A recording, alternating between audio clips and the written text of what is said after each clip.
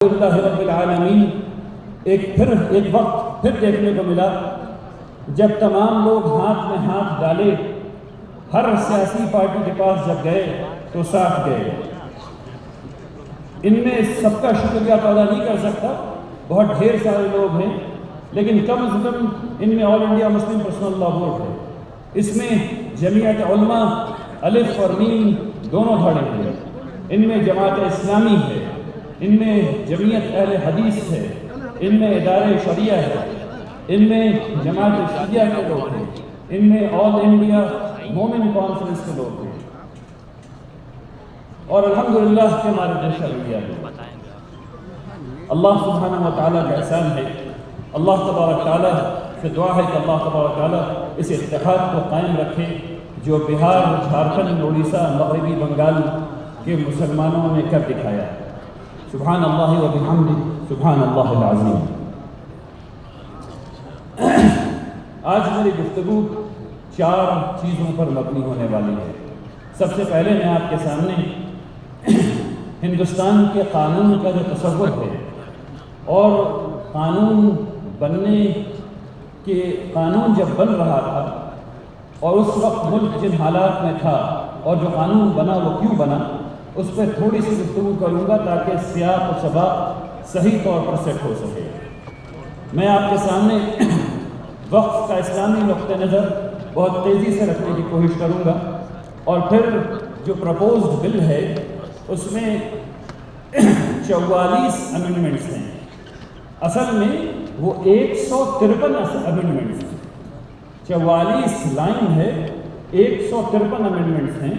مجھے آپ سے ان 153 امینڈمنٹ کے بارے میں بات کرنی ہے تاکہ آپ سو جائیں۔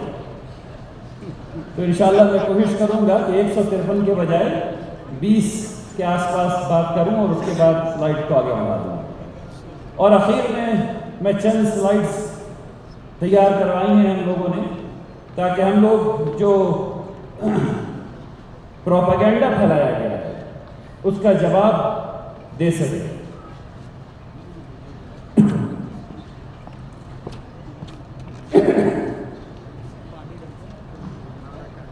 دیکھیے، ہم لوگوں کو یہ سمجھنا چاہیے کہ ہم لوگ ایک ایسے ملک میں رہتے ہیں جو دستور سے چلتا ہے۔ 26 جنوری 1950 سے پہلے مختلف قسم کے دستور سے ہم لوگ چل رہے تھے، اور اس سے پہلے ہم لوگوں کے پاس جو چیز تھی انگریزوں کے زمانے میں وہ استبداد تھا، وہ ڈکٹیٹرشپ تھی۔ ہم لوگ یہ جانتے ہیں کہ سب سے پہلا لکھا ہوا دستور میثاق مدینہ ہے جو 622 کے آس پاس آیا ہے، یونیورسٹی بول رہے ہیں، اور اس کے بعد 1215 میں میگنا کارٹا آیا انگلینڈ میں۔ اور جس چیز نے پوری دنیا میں دستور کی تاریخ بدل دی، وہ کتاب لکھی گئی 1755 میں غالباً، اس کا نام تھا the social contract. Social contract, اور میں اپنی باتوں کو بہت تیزی سے آگے بڑھانے کی کوشش کر رہا ہوں۔ سوشل کانٹریکٹ نے دستور کی الہامی نوعیت کو تباہ و برباد کر دیا۔ پہلے کے تمام دساتیر اس بات کو مانتے تھے کہ خدا ہے اور اچھائی کا مصدر خدا ہے، اخلاقیات کا مصدر خدا ہے۔ سوشل کانٹریکٹ نے ہم لوگوں کو یہ بتایا، یا دنیا کو یہ بتایا، کہ اصل میں انسان جمع ہو کر کے اگر کسی ایک چیز پر راضی ہو جائیں تو وہی اخلاقیات ہے، وہی اچھائی ہے۔ اور اس نقطہ نظر سے جب فرانسیسیوں نے اپنے ملک کو دیکھنا شروع کیا تو وہاں فرینچ ریولوشن آیا۔ اسی کتاب کو پڑھ کر کے اور قرآن کو پڑھ کر کے اور مختلف چیزوں کو پڑھ کر کے 1780 کے آس پاس امریکہ کا دستور آیا، اور 1779 میں فرانس کا دستور آیا۔ اس کتاب نے جو بات کی وہ یہ کی کہ اس نے کہا کہ collective will of people will define what is goodness. انسان جب مل بیٹھے اور ان کی رضا کسی چیز پر ہو جائے تو وہ اچھائی ہے۔ اسی لیے آپ نے دیکھا کہ ایک وقت آیا اس ملک میں جب زنا ایک کرائم تھا اور اس کے لیے 7 سال جیل ہوا کرتی تھی، اور پھر وہ ختم ہو گیا اور وہ کرائم نہیں رہا اور اب اس کے لیے جیل نہیں ہوا۔ انسان نے دیکھا کہ اس کو یہ چیز پسند ہے، اس نے وہ چیز اپنائی، اور یہی فرق ہے انسان کے بنائے ہوئے دستور میں اور اللہ سبحانہ و تعالیٰ کے دستور میں۔ اب اس چیز کو اپنے ذہن میں رکھیے، اور 1901 سے لے کر کے 1950 تک کے ہندوستان میں چلیے، بلکہ پوری دنیا میں چلیے اور دیکھیے کہ دستور کیسے کیسے تبدیل ہو رہا ہے۔ 1901 سے لے کر کے 1950 کی تاریخ دنیا کی سب سے زیادہ خونریز تاریخ رہی ہے۔ پہلی عالمی جنگ میں تقریباً 1.5 سے 2 کروڑ لوگ جاں بحق ہو گئے ہیں۔ دوسری عالمی جنگ میں 6.5 سے 8 کروڑ لوگ مارے جا چکے ہیں، اور دونوں میں ہندوستان کے سپاہی مارے گئے اور بہت زیادہ مارے گئے۔ 1929 میں بنگال فیمن ہوا جس میں تقریباً 30 لاکھ لوگ مارے گئے۔ آپ کو یاد رکھنا چاہیے کہ جب 30 لاکھ لوگ جہاں بحق ہوئے تو پورے ہندوستان کی آبادی اس وقت صرف 38 کروڑ تھی، آج 144 کروڑ، اس وقت صرف 38 کروڑ تھی، اور 38 کروڑ میں 30 لاکھ لوگ کھڑے کھڑے گر کے مر رہے تھے۔ ایسے وقت میں ہندوستان کے دستور کے بارے میں بات ہو رہی ہے۔ ہندوستان آزاد ہوا چاہتا ہے، ہندوستان غریب ہے، تعلیم نہیں ہے، بھوکمری ہے، انڈسٹری نہیں ہے۔ ہندوستان آزاد ہو رہا ہے اور 565 ریاستیں 15 اگست 1947 کو 565 ریاستیں ہیں، اور ان ریاستوں میں فورن ریاستیں بھی ہیں، یعنی کہ ایسی ریاستیں ہیں، اور ان تمام ریاستوں کے پاس یہ حق حاصل ہے کہ انہیں یا تو ہندوستان کے ساتھ رہنا ہے، یا پاکستان کے ساتھ جانا ہے، یا اپنا ملک بنانا ہے۔ اور پھر ایک کھیل شروع ہوا تمام ریاستوں کو جوڑنے کا، تو جیسے جیسے جہاں بن پڑا، جیسے بن پڑا ویسے ویسے کام کیا گیا۔ بات آئی گوا کی تو وہاں جنگ کی گئی اور اس کو انیکس کیا گیا، وہاں لوگ مارے گئے، لیکن جو شرائط تھی انیکسچر کی وہ یہ تھی کہ ہمارا جو آئلی قانون ہے وہ ہمارا رہے گا۔ اسی لیے ہندو کوڈ بل وہاں گوا میں نہیں لگتا۔ حیدرآباد نے کہا کہ ہم الگ اپنا ملک رکھیں گے، تو جنگ ہوئی اور اس کو انیکس کیا گیا۔ نارتھ ایسٹ میں جنگ ہوئی، سکم میں جنگ ہوئی۔ کچھ لوگوں نے کہا، رجواڑوں نے کہا کہ آپ ہم کو ہمارے اتنے IAS آفیسر ہونے چاہیے، ہمارے اتنے IPS آفیسر ہونے چاہیے۔ اس زمانے میں کچھ اور کہا جاتا تھا، IAS کو ICS وغیرہ کچھ کہتے تھے۔ مختصر یہ کہ ہمارے اتنے آفیسر ہونے چاہیے، اتنا یہ ہونا چاہیے، ہم کو اتنا روپے ملنا چاہیے، تو ان کو وہ دیا گیا۔ گوالیار اس کی مثال ہے۔ اور کچھ لوگ اپنی مرضی سے اس ملک میں شامل ہو گئے۔ یہ وہ وقت ہے جب دستور بن رہا ہے۔ تو دستور کیسا بننا چاہیے؟ دستور ایسا بننا چاہیے جس پر ہر آدمی کا اعتماد ہو، اس میں اتنی آزادی ہونی چاہیے کہ ہر کو لگے کہ وہ خوشی سے اس ملک میں رہ سکتا ہے، اور ایسا ہی دستور بنایا گیا۔ جب دستور بنا تو اس وقت زمین بھی فنڈامنٹل رائٹ میں شامل تھی، یعنی زمین ہونے کا حق فنڈامنٹل رائٹ ہے۔ جس طرح ابھی فریڈم آف ایکسپریشن ہے، یعنی آپ کو بولنے کی آزادی ہے اور آپ کو کوئی روک نہیں سکتا بولنے سے، ٹھیک اسی طریقے سے اس وقت کی دنیا میں زمین بھی اسی میں شامل تھی۔ لیکن آزادی ملتے ملتے 1950 میں جب ہم لوگوں نے دستور اپنے آپ کو دیا، اور ستمبر میں پریسیڈنشل آرڈر سے ایک بل آیا جس میں یہ کہا گیا کہ شیڈیولڈ کاسٹ صرف ہندو ہو سکتے ہیں، کوئی مسلمان نہیں ہو سکتا، کوئی سکھ نہیں ہو سکتا، کوئی بودھ نہیں ہو سکتا، کوئی کرسچن نہیں ہو سکتا۔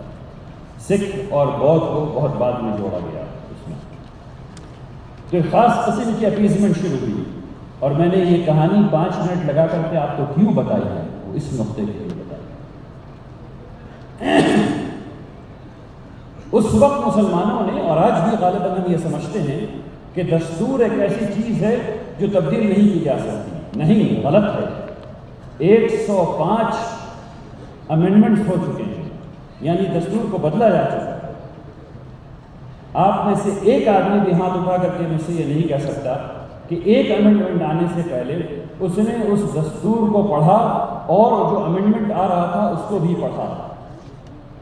اور اس بل پہ اگر میں ایک بات نہیں کروں اور آپ کو یہ سمجھ میں آ جائے کہ ڈیموکریسی میں، جمہوریت میں رہنے کا ایک طریقہ ہے، اور وہ طریقہ یہ ہے کہ دونوں آنکھیں اور 14 طبق روشن کر کے دستور پہ آنکھیں گڑی بھی ہونی چاہیے کہ وہ تبدیل نہ ہو جائے۔ اور 105 سے زیادہ مرتبہ دستور تبدیل ہو چکا ہے اور ہم لوگوں نے اس کو پڑھا نہیں۔ جب دستور بن رہا تھا تب وہ ہر روز چھپتا تھا، اخباروں میں چھپتا تھا، لوگ دکانوں میں اس کو پڑھتے تھے، اپنی رائے دیتے تھے، اور اس کے بعد تب جا کر کے 2 سال میں یا 2.5 سال میں دستور بنا۔ لیکن اس کے بعد سے دستور کو پڑھنا لوگوں نے چھوڑ دیا اور اس کی حفاظت بھی چھوڑ دی، اور ایسی ایسی چیزیں اور ایسی ایسی تبدیلیاں اس میں آئی ہیں کہ آپ سوچ نہیں سکتے۔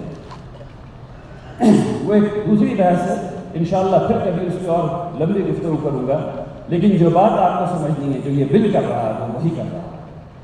یہ بل جو آیا ہے، وہ دستور جو بنا ہوا ہے، وہ وقف امینڈمنٹ ایکٹ 1995 جس میں 2013 کے ریکمنڈیشنز شامل کیے گئے ہیں، اس کو ختم کرنے کے لیے یہ بل آ رہا ہے۔ اب ہم لوگوں نے اس بل کو پڑھا، لیکن میں آپ سے پوچھتا ہوں کہ PMLA کا بل جب آیا تو ہم میں سے کس نے پڑھا؟ جب کیجریوال صاحب گرفتار ہو سکتے ہیں اور وہ جیل میں سڑائے جا سکتے ہیں تو میری اور آپ کی کیا ہوگا؟ بات کو سمجھیے، بات کو سمجھیے، یہ جاگنے کا وقت ہے۔ جمہوریت، میں کہتا ہوں اور پھر کہتا ہوں، جمہوریت کرکٹ کا کھیل نہیں ہے کہ 2 لوگ جو ہیں وہ بیٹنگ کر رہے ہیں اور باقی سب پویلین میں پیر پہ پیر رکھ کے بیٹھے ہوئے ہیں۔ جمہوریت فٹ بال کا کھیل ہے، اس میں لگاتار دوڑنا پڑتا ہے، اس میں لگاتار اسٹریٹجی تیار کرنی پڑتی ہے، اس میں لگاتار دوڑتے دوڑتے اسٹریٹجی کو تبدیل کرنا پڑتا ہے، اور اس کے بعد گول کھانا بھی پڑتا ہے اور گول کرنا بھی پڑتا ہے۔ جس دم آپ نے دوڑنا چھوڑ دیا، یعنی دستور کی حفاظت چھوڑ دی، یعنی وکلا پیدا کرنا چھوڑ دیے، یعنی کانسٹیٹیوشنل لائرز پیدا کرنا چھوڑ دیے، اس دم آپ ختم ہو جائیں گے جیسے کہ ہو رہے ہیں۔ تو ابھی کا جو بل ہم لوگوں کے سامنے آیا ہے، اس سے پہلے یہ بل جو آیا ہے یہ کیسے آیا ہے اس کو سمجھنے کی ضرورت ہے۔ دیکھیے، جب بھی بل آتا ہے تو اس سے پہلے بل کے سامنے ایک سوال ہونا چاہیے، ایک مسئلہ ہے جو حل کرنا ہے۔ وہ مسئلہ کیا ہے جو حل کرنا ہے؟ اس کو لوگ پڑھتے ہیں، اس کو آبزرو کیا جاتا ہے، اس کو سمجھا جاتا ہے، تمام لوگوں کی شکایتیں آنے لگتی ہیں۔ جو ایک قانون بنتا ہے، قانون خراب کام کر رہا ہے، تو کیسے اس کا ظہور کیسے ہوتا ہے؟ لوگ اس کے بارے میں بات کرتے ہیں، لوگ اس کے بارے میں خط لکھنا شروع کرتے ہیں، لوگ اپنے اعلیٰ عہدیداران سے شکایتیں کرنا شروع کرتے ہیں، لوگ اپنے پارلیمنٹیرینز کو بتانا شروع کرتے ہیں، یہ لوگ آپس میں بات چیت کرتے ہیں۔ ایک آرگینک پروسیس ہے جس کے ذریعے یہ پتہ چلتا ہے کہ یہاں پہ خرابی آ رہی ہے، اس کو تبدیل ہونا چاہیے۔ تب اس کے بعد لا کمیشن کی ضرورت ہے کہ وہ اس پہ فردر اسٹڈی کرتا ہے، اس کو پھر دیکھتا ہے کہ اس کو حساب کے طور پر، اسٹیٹس کے طور پہ کیسے دیکھا جائے، کوانٹیٹیو انالیسس کیا جائے، کوالٹیٹیو انالیسس کیا جائے، اس کے بعد اس پہ سبجیکٹ میٹر ایکسپرٹ سے رائے لی جائے، جو لوگ اس سے سب سے زیادہ متاثر ہیں، جو گروہ اس سے سب سے زیادہ متاثر ہیں، ان سے بات چیت کی جائے۔ اس کو کرنے کے بعد تب وہ کہتا ہے کہ اچھا اب ایک بل بنایا جائے۔ تو بل کون بنائے گا؟ لکھے گا کون؟ ایک آدمی، ایک قانون داں جو حکومت کا اسٹاف ہے، وہ بند کمرے میں بیٹھ کر کے بل لکھ دے گا؟ یقیناً نہیں۔ کیا قانون جب پہلی دفعہ لکھا گیا تھا، جب ڈرافٹنگ کمیٹی بیٹھی تھی، تو وہ ایسی کمرے بند ہو کر کے لوگوں نے لکھ لیا تھا؟ بالکل نہیں۔ تو کون کون لوگ ہیں جو متاثر ہیں؟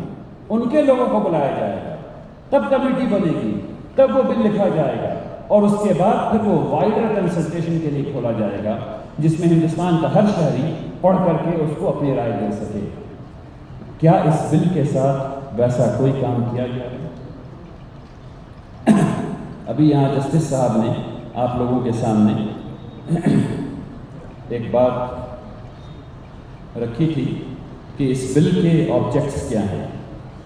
دیکھیے اس کو ذرا سمجھنے کی کوشش کیجیے، میں نے اس کو ہائی لائٹ کیا ہوا ہے یہاں پہ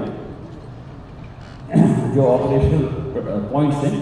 اس میں یہ کہتے ہیں، اور سوچیں کہ زبان کیسے ہے، زبان سے جو ہے جیسے کہ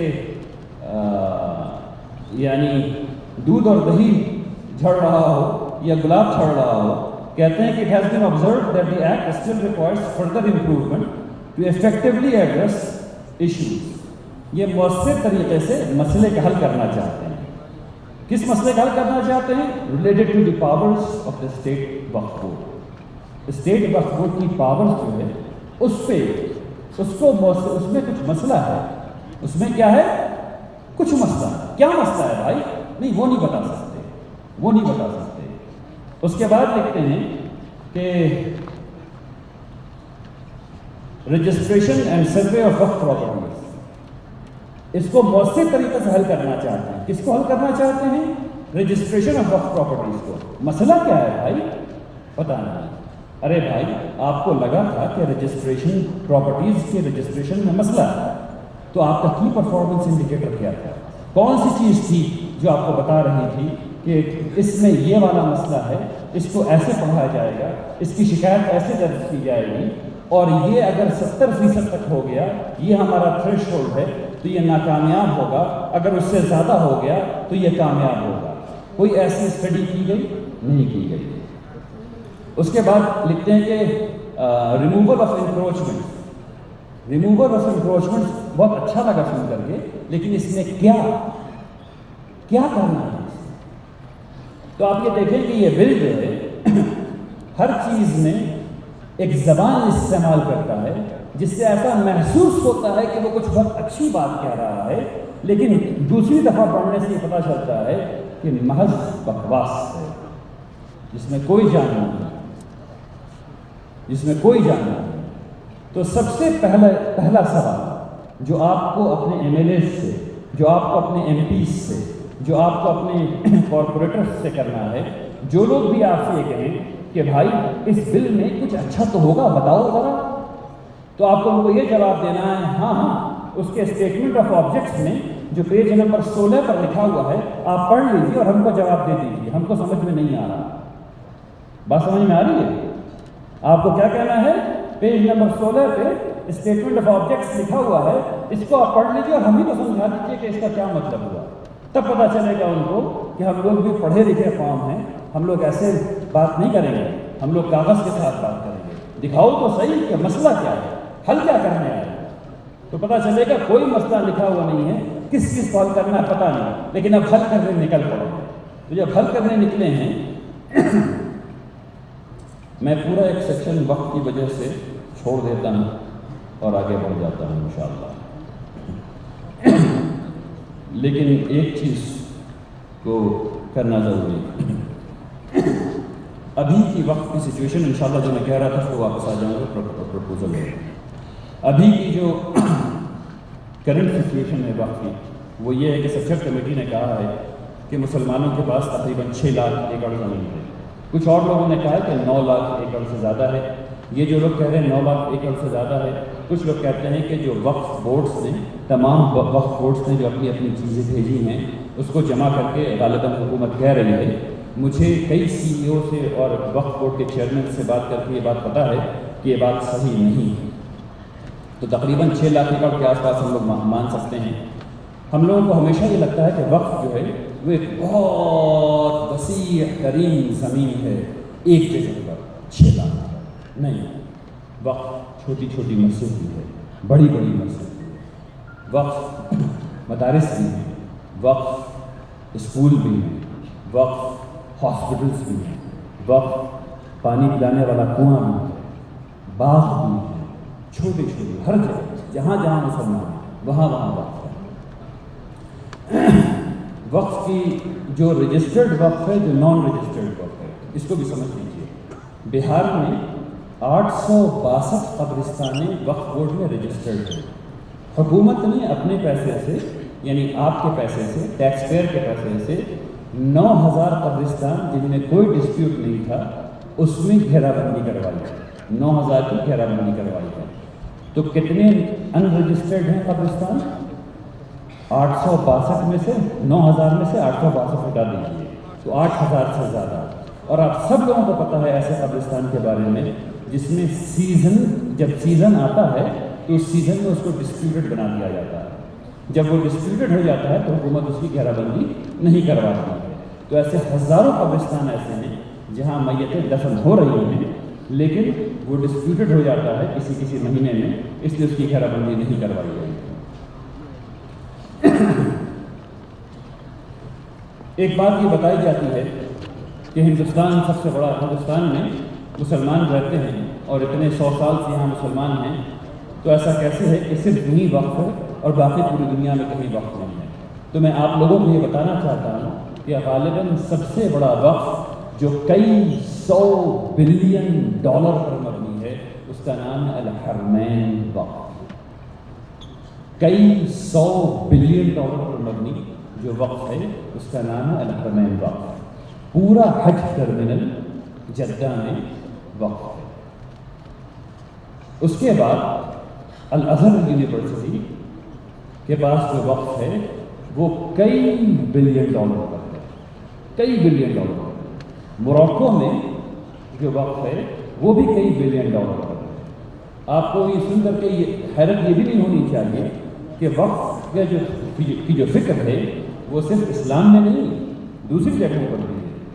آپ امریکہ میں جائیں تو ہارورڈ یونیورسٹی کے پاس جو تعلیم کے لیے وقف ہے وہ 50 بلین ڈالر ہے، کئی ملکوں کی جی ڈی پی سے زیادہ، 50 بلین ڈالر وقف ہے۔ ییل یونیورسٹی کے پاس 40 بلین ڈالر وقف ہے۔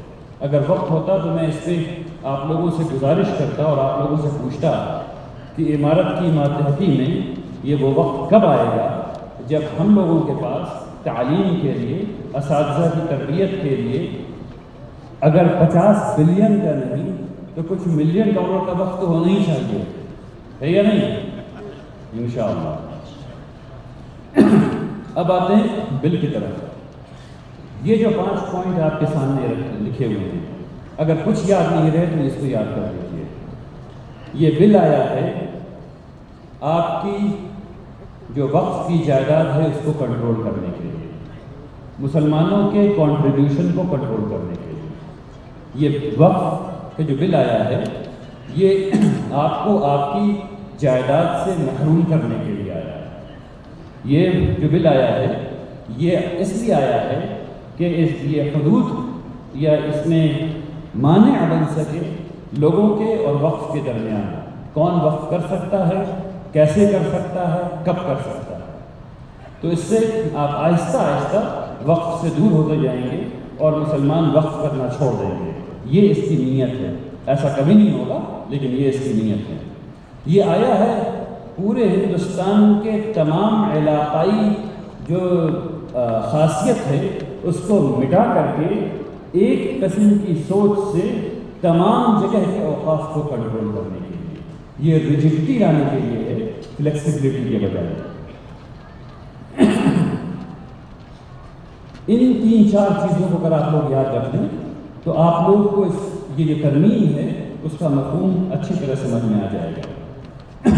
سب سے پہلی چیز نام ہے۔ نام کے بارے میں پہلے بات ہو چکی، اس کا نام رکھا گیا ہے یونیفائڈ وقف management empowerment efficiency and development. کتنا اچھا نام ہے، سننے میں کتنا اچھا لگ رہا ہے۔ یونیفائڈ متحد کرنے والا، مینج منتظم کرنے والا، امپاورمنٹ اختیار دینے والا، ایفیشینسی مؤثر بنانے والا، ڈیولپمنٹ کرنے والا، اور ہو اس کا بالکل الٹا رہا ہے۔ نہ ہی یہ متحد کر رہا ہے، نہ ہی یہ منظم کر رہا ہے، نہ ہی یہ با اختیار بنا رہا ہے، نہ ہی یہ اس میں کہیں سے بھی کوئی خانہ ایسا ہے جس سے کہ یہ چیز بہتر ہو سکے، اور نہ ہی یہ ڈیولپمنٹ کی طرف لوگوں کو لے کر کے جا رہا ہے۔ وقف اب وقت کا نام، اس نام کا ایک مطلب ہے، وقت کے گزرنے کے ساتھ نام جو ہے ان کی صفات بڑھتی جاتی ہیں۔ جب یہ وقت محمد رسول اللہ صلی اللہ علیہ وسلم نے کیا، اس کے بعد سے تمام صحابہ کرام نے کیا، تو اس وقت کے ساتھ کیریکٹرز آنے لگے۔ وقت کا مطلب تقویٰ ہونے لگا، وقت کا مطلب اچھائی ہونے لگی، وقت کا مطلب خیر ہونے لگا۔ یہ تمام چیزیں اس میں جڑی ہوئی ہیں۔ ہم لوگوں کو چاہیے کہ ہم لوگ اس بل کو مکمل طور سے مسترد کر دیں، اور پہلا جو بل کا جو پہلی چیز ہے وقت کا نام، اس سے کہیں کہ نہیں، ہمیں جو پہلے نام تھا وہی پسند تھا، بلکہ اس سے پرانا والا جو نام ہے وہ شاید زیادہ اچھا ہے، دا مسلمان وقف ایکٹ جو 1923 کا تھا وہ چاہیے۔ شاید ہم لوگ یہ کہیں گے تب وہ وقف ایکٹ رہنے دیں گے۔ اس وقت کے اس پرپوزل میں اب باتیں باریک ہو رہی ہیں، اس کو غور سے سنیے، اور اگر کاغذ قلم ہو تو نکال لیجئے اور لکھیے بھی، تاکہ لکھی ہوئی چیز کچھ یاد رہتی ہے انشاءاللہ۔ اور اگر نیند آ رہی ہے تو ہاتھ اٹھا دیجیے تاکہ میں پھر سب لوگوں کو کھڑا کرا۔ نیند آ رہی ہے آپ کو؟ اچھا ٹھیک، الحمدللہ۔ ٹھیک، دیکھیے کیسے کیسے کہاں چوٹ پہنچائی گئی، اس کو سمجھیے۔ آرٹیکل 12 یہ بتاتا ہے کہ حکومت کیا ہے۔ آرٹیکل 12 میں حکومت کی تعریف لکھی ہوئی ہے، گورنمنٹ اور اس کے انسٹرومنٹیلٹیز جس کو کہتے ہیں اس کی تعریف لکھی ہوئی ہے۔ اس بل